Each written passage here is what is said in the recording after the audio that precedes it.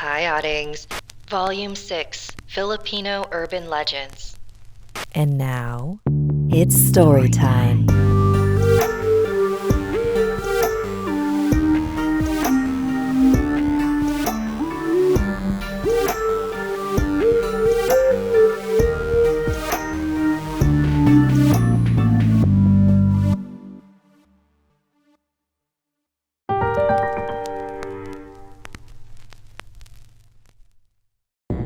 Chaz had been working at St. Kajetan Hospital for 10 years, an extremely rare feat. The turnaround on average was a year. The shortest amount of time anyone had quit was within a week. It wasn't easy working at St. Kajetan. People said its employees were cursed. Lights would fall on people's heads, people would slip on completely dry floors, frequent fires would break out. Patients would sometimes become inexplicably violent. No matter how many times they inspected the building or how many security guards they added, the employees of St. Kajetan were always targeted by bad luck. But Chaz didn't believe it. In the decade he'd been there, nothing unfortunate had ever happened to him, although having his coworkers constantly changing around him made it difficult to keep friends at work. It bothered him at first, but he'd gotten used to keeping to himself. He thought it might even be the reason he's managed to stay safe this whole time. After clocking out late one night, he hopped into the elevator and immediately pressed the doors close button so he could take the slow ride down to the lobby from the 11th floor alone. When he got to the 9th floor, the doors opened. He reflexively reached out to press the doors close button, but stopped when he saw who was standing there. A pretty young woman he had never seen before. There was something about her that made him want to talk to her. He placed his arm in the gap and led her inside. "Are you new here?" The woman nodded shyly. "Chaz, it's really nice to meet you. Isabelle." For the next few nights, Chaz would ride the elevator alone down to the 9th floor and only let Isabelle on. Little by little, they got to know each other in that elevator each night. She had moved here from far away, so she wasn't familiar with St. Kajetan's reputation. She seemed excited, fresh, positive, an extremely rare energy to find at that hospital. For the first time in a long time, Chaz was open to making a new friend. One night, Chaz rode the elevator down, and just as predicted, it opened on the 9th floor where Isabelle was waiting to get on. This was the night he decided he was going to ask if she was interested in grabbing a drink with him sometime. Right as she stepped inside, they heard a loud crash at the end of the hallway. They both looked out.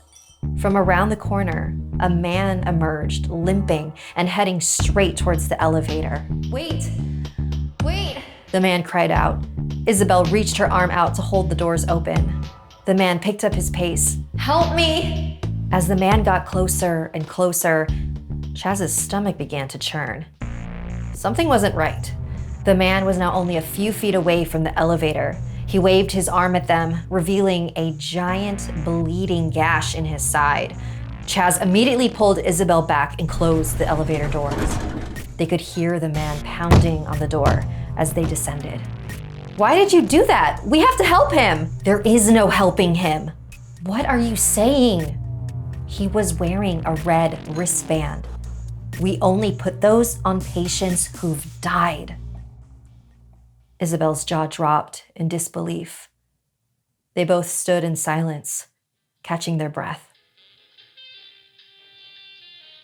"Wow. I was wondering what this was."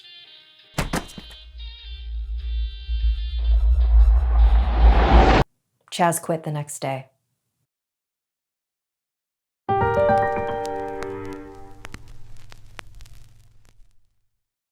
Mara had fallen asleep at the university library again.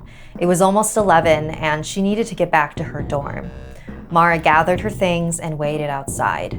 Her school was so spread out that there were free jeepneys that could transport you around campus. Luckily, there was still a jeepney available. She hopped on board, told the driver her dorm name, and took a seat at the back. She popped in her ear pods and listened to music while she scrolled through her phone. She glanced up momentarily at the rearview mirror and saw that the driver was staring right at her. When their eyes met, he looked away. Mara giggled. It's always awkward when that happens. But a couple minutes later, Mara's eyes met the rearview mirror again, and she caught the driver still staring at her. Mara shifted in her seat. What a creep, she thought to herself. Her dorm wasn't too far away. She could handle this weirdo for a couple more minutes. The jeepney finally approached the dorms. Mara stood up, but was immediately tossed back down in her seat as the jeepney continued to drive away. She watched as safety moved further and further away from her. The jeepney was picking up speed. "What are you doing? Stop! Please!" But the jeepney only continued to plow ahead. Was this not a university jeepney? Had she fallen for some sick trap? Mara looked out the side of the vehicle, gauging how badly she'd get hurt if she jumped out. But they were moving much too fast. Mara closed her eyes and held on. After what felt like eternity, the jeepney eventually came to a stop.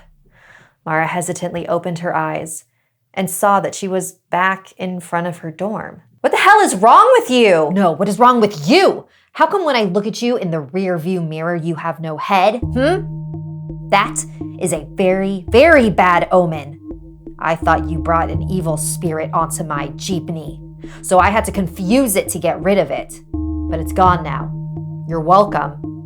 Mara did not appreciate the driver's accusatory tone, but she was too tired to keep arguing and went up to her room. As she lay in bed, she thought about what he said. What was it an omen of? Was something going to happen to her? The next morning, Mara walked out of her dorm and saw a crowd of people, all staring at a tree. Mara pushed past the onlookers to see what the fuss was about. What happened? A jeepney crashed into a tree last night. They have no idea why. He just went straight for the tree. Pretty freaky, right? Mara recognized that jeepney. Looks like the warning was not for her.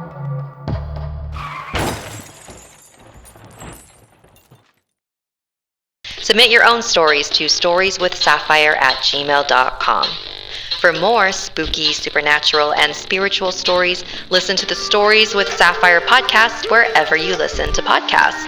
If you like what you saw and would like to support this independently run show, head over to patreon.com/storieswithsapphire to learn more. Until we meet again, sleep tight.